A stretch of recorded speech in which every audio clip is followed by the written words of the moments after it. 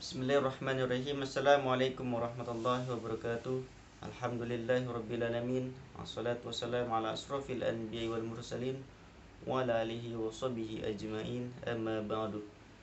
Pertama-tama marilah kita panjatkan puja syukur kehadirat Allah Subhanahu wa taala yang mana yang telah memberikan kita nikmat iman, sehat wal afiat, sehingga pada kesempatan hari ini izinkanlah saya untuk sedikit mengulas apa materi yang telah diberikan kepada saya.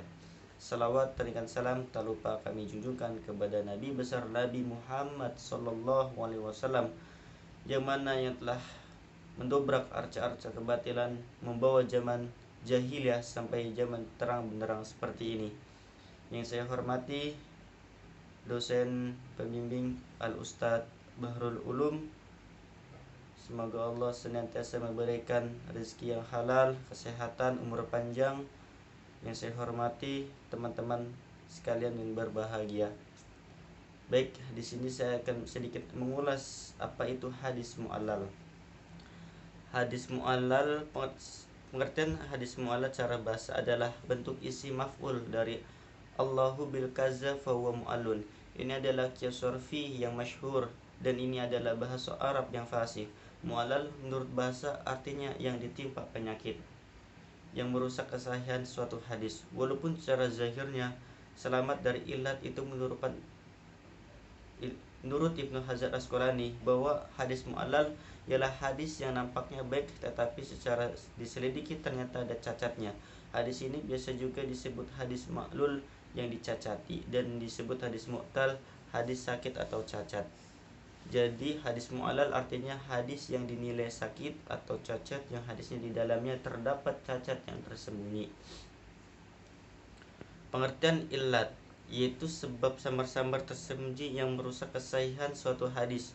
Dengan mengambil pengertian illat ini bahwasanya illat menurut para ulama ahli hadis harus memiliki dua syarat, yaitu pertama samar-samar dan tersembunyi, kedua merusak kesahihan suatu hadis. Apabila tidak ada salah satu dari kedua syarat itu seakan-akan menjadikan ilatnya secara zahirnya atau merusak, maka tidak dinamakan ilat seperti istilah pertama. Penggunaan istilah ilat yang dipaparkan tadi adalah yang dimaksudkan oleh para ahli hadis. Meski demikian kadangkala ilat juga digunakan terhadap setiap cacat hadis, padahal cacat itu tidak tersembunyi atau merusak. Yang termasuk jenis pertama yaitu cacat karena rawinya dusta atau lupa hafalannya atau buruk atau sejenisnya. Imam Tirmidzi menamakan nasakh sebagai ilat. Yang termasuk jenis kedua yaitu cacat karena menyelisihi yang tidak merusak kesahihan hadis, seperti hadis mursal yang sampai kepada rawi thiqah di mana tempat terjadinya ilat. Ilat dapat terjadi dalam sanad dan ini sangat banyak. Ilat dapat terjadi dalam matan dan ini sangat sedikit ilat dapat terjadi dalam sanad dan matan secara bersama-sama. Perkara tersebut dapat diperjelas para pengkaji ilmu ini terdapat adanya waham atau persangkaan pada rawi hadis, mungkin dengan keberhasilan mengungkap kemursalan hadis yang diriwayatkan secara bersambung atau mauqufnya hadis yang diriwayatkan secara marfu atau masuknya suatu hadis pada hadis lain atau persangkaan lain yang mengalahkan ketidakpastian, kemudian ditetapkanlah ketidaksahihan hadis tersebut. Jalan untuk mengetahui hadis mu'allal adalah menjamak atau menggabungkan jalur-jalur hadis dan memperhatikan perselisihan perawinya, menakar kedabitan dan kecermatan, kemudian menetapkan riwayat yang cacat. Contoh-contoh hadis mu'allal. Ilat dalam sanad. Hadis Ya'la bin Ubaid bin Sauri dari Amr bin Dinar bin Ibnu Umar dari Rasulullah sallallahu alaihi wasallam telah bersabda, kedua orang penjual dan pembeli itu mempunyai hak khiyar selama mereka belum berpisah.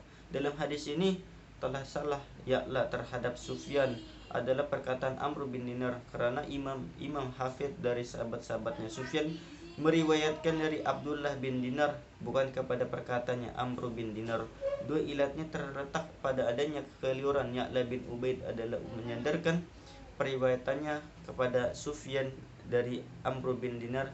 Diketahui adanya kekeliruan itu setelah diadakan perbandingan dengan sanad lain, yaitu sanad-sanad Abu Nuaim, sanad Muhammad bin Yusuf, dan sanad Khalad bin Yazid.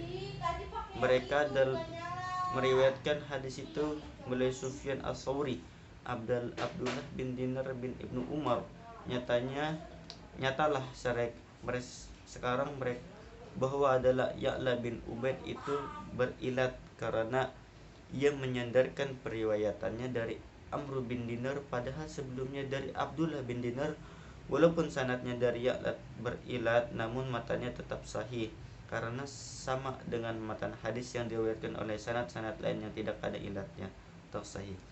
Ilat pada sanad yang membawa pengaruh kepada kecacatan matanya itu terjadi kalau ilat itu disebabkan karena mauquf, berita hanya sampai kepada sahabat, mengisarkan meninggalkan sahabat yang seharusnya dijadikan sumber penderitaan, atau mengkotikan menggugurkan salah satu rawi yang menjadi sanadnya. Ilat dalam matan. Dalam hadis yang menjelaskan tentang mencuci tangan setelah bangun tidur, sebagian mana Rasulullah SAW bersabda yang artinya, apabila salah seorang dari kamu bangun tidur, maka hendaklah ia mencuci kedua telapak tangannya ke dalam benjana atau tempat air, sebab ia tidak mengetahui kemana tangannya semalam. Hadis Ibrahim bin Tuman yang berasal dari Hisham bin Hisan, dari Muhammad bin Sirin, dari Abu Hurairah, dan yang bersanad Suhail bin Abi Sahih dari bapaknya dari Abu Hurairah.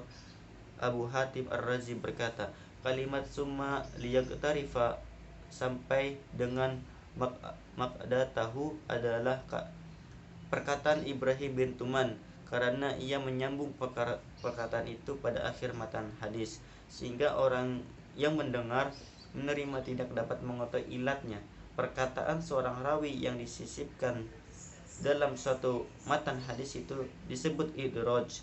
Sebagian ketentuan idraj adalah seorang rawi yang menyisipkan itu menjelaskan bahwa sisipan itu tambahan untuk menjelaskan matan, maka yang demikian itu bukan merupakan ilat yang dapat mencatatkan suatu hadis. Akan tetapi apabila rawi tersebut mengatakan bahwa kata-kata yang diriwayatkan itu adalah matan hadis, maka idraj tersebut menyebabkan cacatnya matan hadis. Kitab-kitab yang terkenal membahas tentang hadis mu'allal. Yang pertama, Kitabul I'lal karya Ibnu Madini. Kedua, kitab Al-Ilal Al-Hadis karya Abdullah bin Abul Hatim Abu Muhammad Abi Hatim Ar-Razi. Al-Ilal wal Ma'rifatu Ar-Rijal karya Imam Ahmad bin Hanbal. Al-Ilal Al-Kabir wal Al-Ilal Asy-Syighar karya Imam At-Tirmizi. Al-Ilal wal Waridatu fi Al-Hadis An-Nabawi karya Imam Hafid Ali bin Amr Ad-Darqutni. Mungkin cukup sekian yang bisa saya sampaikan. Kurang apabila ada kesalahan kata, mohon maaf sebesar-besarnya. Wassalamualaikum warahmatullahi wabarakatuh.